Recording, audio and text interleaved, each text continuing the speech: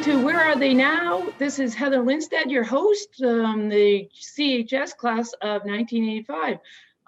It's been a while, but we're so excited about bringing back Where Are They Now with a special guest, Talvar, Tari from the class of 2004, and not from around here right now and living in Estonia. Tari, thank you for being here, Talvar, and I can't believe you're in Estonia, but that's the way the world is now. So how are things over there right now with COVID and whatnot? Well, first of all, thank you for having me. It's a wonderful thing we're doing here. COVID, it is like it is anywhere else in the world. We're coping with it and hoping that it will end soon. So yeah, what can I say? Well, obviously you're still working, and that's wonderful as far as I see the plane behind you and whatnot. But you've gone full circle. You've gone back to Estonia. And tell us, I mean, you came to high school here at Chelmsford as a freshman, correct? Yeah. And it's hard enough to be a ninth grader or a freshman. What was it like to start at Chelmsford and move to the town of Chelmsford at that age? Well, thinking back, I still can't believe I did that. But I was very fortunate that I ended up in Chelmsford as I got a very warm welcome, and I had a lot of support actually. As it's that age when you're sort of mid-teenager, it's kind of hard to leave all your friends behind and move across the ocean to a new place, new country, new language. I mean, at that time, my English wasn't that good. Okay. And so I went to Chelmsford and I started ninth grade there. It was all because of my love for aviation. I knew already back then that this thing that's behind me right here is going to be my future. And just FYI, this airplane will be in US soon, so we're making it ready to go there. So that's why I chose it as the background right now. But my father lives in Chelmsford. A lot of people probably know him. He works at the Chelmsford Telemedia. And so I decided to move in with my father and start my school in US, go through the full 4 years of high school and then college and then beyond. So that is funny and kind of ironic. I'm an activities director for a school district in New Hampshire, but in looking at your resume, we had an aviation club at Chelmsford, or is that something you started yourself? How did that happen? No, it's actually everything in world falls in place, it seems. I came in, I went to that, I forgot what they call it, open house, I guess, before school starts. And I found Aviation Club. It was stationed in the library. And I was just thrilled. Oh my God, they have an aviation club. And it was run by some great enthusiasts at that time, but they were both seniors, unfortunately. So I joined, we did some great things. And it kind of died off. So my sophomore year, I went to Mrs. Leckberg, who was the advisor, and asked her, so what's going on with this thing? And she's like, well, if you want to continue with it, you can do that. So I did pick it up myself, and I was going through the yearbooks.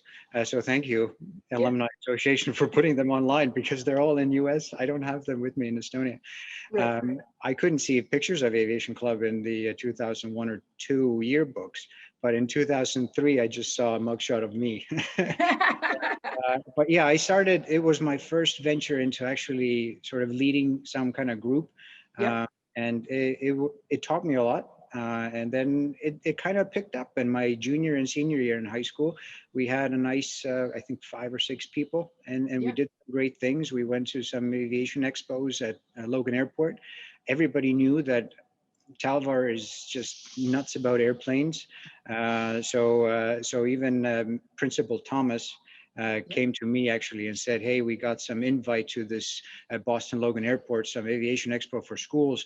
We're not going to go as a school, but you want to go as the aviation club? And I'm like, absolutely. So, and so we did. And it was a lot of fun. And I tried to just sort of share my passion for aviation. I mean, a lot of interesting things in aviation happened during that time when I was in high school.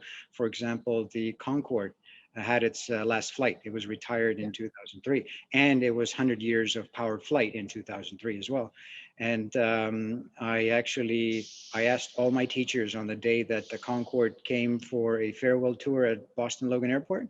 I asked all my teachers, could I take the day off and go to Boston Logan? Yeah. And all the teachers said yes. So I was able to actually skip school for a day and go see the Concorde land at Logan Airport. And then I actually went around with a white T-shirt and had a lot of people sign it as saying farewell to Concorde. And my plan was to send it to British Airways. Um, Never happened. I still have that shirt. Maybe it's better because as it gets older and people start collecting some memories of that event, then I have a T-shirt for you, signed by Correct. a lot of Chelmsford High School students and faculty. That's So awesome. it's yeah, it was fun time. But unfortunately, I believe after I left, it sort of dwindled. It fizzled. Well, again, I just thought it was funny. I mean, I am an activities director, and people say, to me, how come that club got started? And I said, if a student has a passion, then I'm just going to allow them to have that passion. And clearly, that's one of the great things that I think we all remember about Chelmsford High School is if you have a passion, there was always a teacher or an advisor or Principal Thomas or somebody that was going to help you lead the charge, I'm sure. I'm sure Absolutely. I'm not sure who your dean was or what house you were in. Who was your dean? I was in Hawthorne House, so Oh, I was Dean Thomas first, and then he okay. became Principal Yeah. Thomas as well. Oh, okay. But yeah, it's I gotta say, Chelmsford was very supportive. They saw that I'm passionate about something, and everybody, all the faculty supported me very much. I mean, I did the morning announcements for Aviation Club as well, Yeah. saying that we have meetings or what we're doing, and leaflets. And whenever I went to the main administration room, they just allowed me to use the printer to make some copies so I could post it in the hallways. And Yeah. so it was, the support was all over, and that was just great. And that's, I think, now looking back, that's really important at that age. If you have that passion, you have all these adults saying that absolutely, if you have this, go pursue it. All Yep. we support it however we can, and that's exactly what Chelmsford High did. So I'm very thankful for that. So now I know that you did other things. Yeah, I think you did volleyball as well. You also became an Eagle Scout. Is that true when you graduated, or is it so you filled your schedule up at Chelmsford too? National Honor Society, and then I'll get back to the Spanish Honor Society because that's not one of your languages. But yeah, Yeah, it was. I was quite busy. I mean, yeah, having moved to the U.S., mm, I didn't have that many friends to hang out with. yeah, I had some good friends that I met, but being kind of in a different environment, then I guess I dedicated myself more to different activities as well. yeah, But yeah, scouting was something, since my father has lived in the U.S. for a very long time. Then I had visited him prior in the 90s, and it was something that, since I came for 2 months during summertime, he yeah, needed to sort of put me somewhere for a little bit of time, since he didn't have time to look after me all the time. So I joined Boy Scouting, yeah. and I went to Watatka and did all the fun stuff with Troop 77, where my brother is now. He's graduating actually this year, Chelmsford High. So it's Oh, I'm really really? looking forward to coming to Chelmsford next year in springtime. Hopefully all this COVID stuff is behind us. Correct.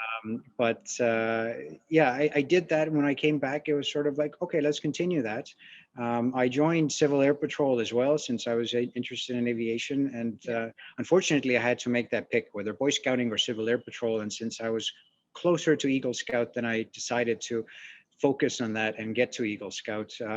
I actually received my Eagle Scout before my senior year, since I was a little bit older than the rest of my classmates, yeah. just how it worked out in Estonia. But I did my ceremony right during the graduation from high school, as well as my mother from Estonia came to US as well, so she could partake in both of those ceremonies. Oh, that's fantastic. So let me get back to that. National Honor Society, Spanish Honor Society, but you're more fluent in German, Estonia, I get that. Your English is terrific. And Thank you. then Finnish, but there's no, what happened to the Spanish that you started at Chelmsford High? Where did that go? Uh, yeah, it was since I had been studying German since second grade. In Oh, okay. Estonia, you start with your first foreign language in second grade, your second foreign language in fifth grade, and your third foreign language in ninth grade. And so everybody should know three foreign languages by the time they graduate. Just coming from a small country, you need to speak other languages. Yep. Nobody speaks your language. So I had learned German, and I wanted to continue that, but at that time, Chelmsford High School no longer had German. So I decided, hey, Spanish is kind of similar. I can pronounce it. And it's very useful in US and Yep. in the world actually. So I'll take that, and I did that for 4 years. It was a lot of fun. Unfortunately, I haven't spoken it much, though. Last year, due to my work, I was in 3 months in Mexico, so I got to. I was actually very pleasantly surprised when I went to just order some food, and suddenly I was saying things in Spanish. I had no idea I remembered those words, but they were just coming back to me when I was there, and I was just thrilled that I was remembering. So I was able to still carry a very basic conversation. So I think it would come back if I So, if I had more chance of if you practicing. had more chance. So from Chelmsford High, what were one of the biggest moments or that you remember that really stuck with you? And we've kind of talked about that it had an impact on what you're doing today. Absolutely. It's a good question. I can't say that there was some one big moment. It was actually just thinking about Chelmsford High. There are things that I remember about it uh, um, kind of constantly. Since, well, my coffee mug, for example, is my Chelmsford 2004 graduating class mug. So I proudly walk around my office with that. But it's sort of the smaller things that gave me the confidence to continue and pursue. There were my English as a second language teacher, Mrs. Millard, great person, very kind, and she's very supportive from the get-go. From her, I got that confidence to just be who I am sort of in Chelmsford High and be more interactive and socialize. And she actually even told me that, oh, you like volleyball, go try out. There's volleyball tryouts. So Yeah. she helped me sort of integrate into Chelmsford High and the entire community there. And then just sort of other small things when English teacher tells you, hey, you're writing really good. And that was, I think, my junior year or something. And I was just that sincere sort of comment to me.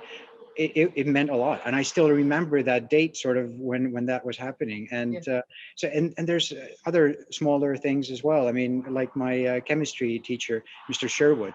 I did a report on oxygen generators used on aircraft that's above your heads in the aircraft, and just his sincere interest in this was just like, ooh, other people, okay, other people are sort of interested. Let me share about aviation. And Yeah. all of these things just helped me to become more confident that what I'm doing is the right thing. Yeah. So obviously Chelmsford was a great springboard for you to go to the University of Maryland. Was that your first choice to leave New England and head that way, or where did that come about? It wasn't my first choice, no. Okay. My first choice was actually University of Illinois at Urbana-Champaign, Yeah. just due to the reason that it combined pilot training and aerospace engineering, 5-year program. Unfortunately, it's quite expensive, and I didn't have the money, or of course I didn't, but my family didn't have the money. But University of Maryland was something where I have relatives down there. And so it's a great school. I like the Yeah. campus, and it was actually, I didn't plan on applying there, but then I was asked, where are you going? I'm like, okay, either Illinois or then Bridgewater State, because they Yeah. both did pilot training, and I wanted to become a pilot at that time. Right. And then they said, well, you got to have a third option. And so I was like, okay, fine. And then 1 week late, and I still sent in the application, and they accepted me, and that's where I ended up going. So it's funny how just things work out by themselves. Yeah. So, but you did pursue, I mean, you are a pilot, right? I mean, I'm a private pilot, yes. yeah, yeah. Because my dream was to become a commercial pilot. And Okay. well, right now I'm thinking, thank God I'm not, because they don't have much work right now. Right. But yeah, I wanted to become a pilot. But I listened to uh, other people telling me, hey, it doesn't hurt to have a good, solid education as well. So I decided, well, Yeah. I'm not going to go study something else. It has to be aviation. So let me go for aerospace engineering. Yeah. And University of Maryland is actually a very, very strong school in aerospace engineering. So I'm very lucky, actually, thinking back. And I got a very good education from there. And then when I finished school, I went to work, and I was living in Chelmsford for the 5 years after I graduated university. And that's when I started pursuing my passion for flying. So I got my private pilot's license right out up in Nashua. That's where I did. Yeah. Okay. So what made you, I mean, you came back home, what we would consider home. So after Maryland, came back to Chelmsford, and then you worked at Waveguard, right? Yes, And it's then, my home as well. It still is yeah, my home. I have many okay. homes. And then, but then you headed back. So, so what brought you there? Is it the position and your passion, or just moving back to Estonia, or would you come back to Chelmsford? Um, well, it hasn't anything to do with my career, since obviously US has much bigger aviation community and bigger opportunities than in a small country like Estonia. Yeah. My main thing was that I was 15 when I moved to the US, and I was actually 30 when I decided to move back. So 15 years in Estonia, and so half my life here and half my life there. And I felt that I just needed to understand what is my future. And I don't want to sort of grow old and think, well, why didn't I ever try? So I decided that I had worked in waveguide for 5 years, Yeah. but I just felt that I I want to try Estonia. If Yeah. it works out, great. If it does not, maybe I'll move somewhere else in Europe. If that doesn't work, I'll move back to the US. Let me try. I Yeah. don't know what's going to come of it. I just don't want to sort of in the future be like, why didn't I try it? Yeah. So that's why I decided to move to Estonia. I told Waveguide I'm leaving. It was a very hard thing to say because I really liked my colleagues there, and I had started a very nice career actually in telecommunications, and I had rose up the ranks in there, or risen up in the ranks, and so it was a hard decision. But they all supported me. They understood, and then I came to Estonia. I did not have a job waiting for me. I had contacted a few companies, including Magnetic, Yeah. where I work now, and well, it was sort of just we had an interview. I think it was about this time of year in 2014, so about half a year before I moved back, and then I said I don't know when I'm actually coming back to Estonia. So they said let us just know, and I figured that I'm not going to have a job, but I let them know that hey, now I have a set date. I'm coming to Estonia on the 5th of April, and on the 4th of April they sent me an email saying that hey, can you come for an interview on the 7th of April? Okay, sure. And 3 weeks later, I had a job, and I've Yeah. been here for 5.5 years now. And tell me a little bit about what exactly you are doing. Everything. My official title is Senior Airworthiness Engineer, and these are myself and people who do this kind of work are the ones kind of behind the scenes that nobody sees. Passengers know that pilots are in control of aircraft and mechanics fix the airplane, but actually neither of them know the airplane fully. And that's why you actually have these airworthiness engineers. We look at and monitor what the pilots do to the aircraft. We monitor what the mechanics do to the aircraft. We monitor what regulations and rules and directives and anything what's out there is for this aircraft, and then we determine what needs to be done when, and so we control the entire aircraft, since these aircraft have tremendously big maintenance programs. I mean, there's almost 2,000 different tasks that you need to monitor, plus components, etc. So it gets very complex really fast. But we are the ones who sort of circle the entire thing: airplane mechanics, pilots, the whole thing. And so actually, it's only the airworthiness engineers who can say whether aircraft is airworthy to fly or not. So that's a lot of responsibility. Yeah, I guess so. And you don't seem to be shying away from that. So is there some big change in an airplane that I don't know, that you have tweaked, made changes, or? Well, it's we're not airworthiness engineers are not design engineers. So Right, in aviation, everything is very sort of separated, and especially in Europe, where you have different organizations with different certificates. But I have been part of a lot of projects. I mean, right.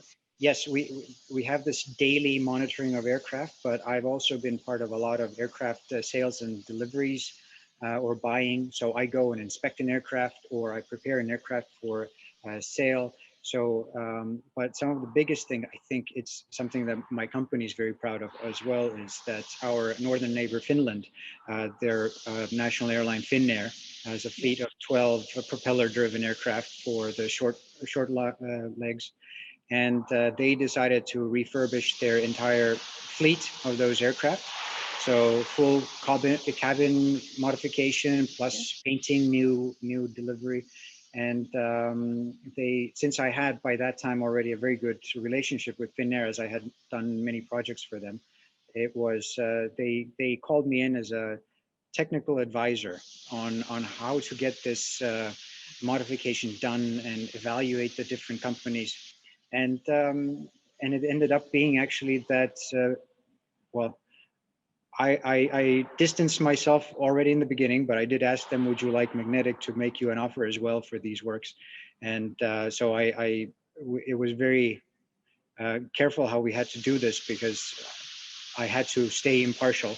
So I withdrew from it somewhat, but it ended up being something for Magnetic that we did all the maintenance, we did all the paintings, and Finnair is extremely happy with the results. So it's something very big that affected the entire company, and another operator who we very much like, and we like the cooperation with them. So I think that's my biggest achievement, I would say.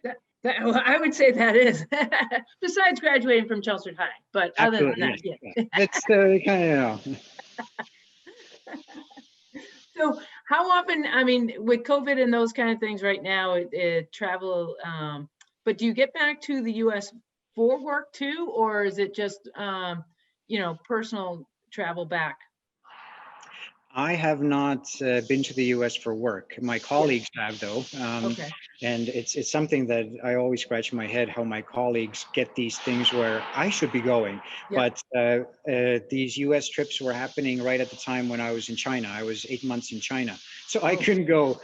So they had to send somebody else. Otherwise, perhaps it would have been me. So no, I haven't been for work. When I was in Mexico, I was flying back and forth quite a bit. So I was always flying through US airports to get there. But so far it has been only personal travel. Last time was actually December of last year. I was able to leave Mexico for a week, and I went home because I had jury duty. So I went there, and I unfortunately nothing happened. I just sat there for the whole day waiting. But it was my second time. First time was right after I had turned 18. And so I was hopeful that this time I'm going to actually be on a jury, but it didn't happen. And I just remember sitting there, and a lady there said, "Oh my God, I came all the way from Framingham." I'm like, should I say something or not? But you do plan to be back for the graduation for next year at Oh, Chelmsford. absolutely. Yeah, that's fantastic. Well, I'm telling you, I think you and I could talk forever, but the show has to end. So I've got to say to you, thank you so much. This has certainly been a first. Our first conversation to somebody in Estonia. Our first interview via Zoom because of COVID. And we have not had a aerospace engineer either. So, so you're a first for all of these things. And I truly appreciate everything. And I want to wish you the happy holidays and those kind of things. And I hope to see you over here in Chelmsford sometime, especially when COVID goes and we're back to having in-person graduations. That would be wonderful. Absolutely, and thank you for this project, for doing this. Since sort of when I got this invite, I started going through my head sort of what had happened in high school, and it's been just a wonderful trip down the memory lane of all those 4 years in Chelmsford High School. So it's been great. Unfortunately, we didn't get to talk about much about, but or a lot of it. But I went through all that, so it was a wonderful experience. So thank you, and happy holidays to you as well, and hope to see you all. Yeah, let's hope this COVID just gets over. It's Just goes away. So thank you. So to everybody, thank you again for tuning in to Where Are They Now? I greatly appreciate it and wish everybody a happy holidays. And we hope to see you back soon. Thanks, Talvar. thank you.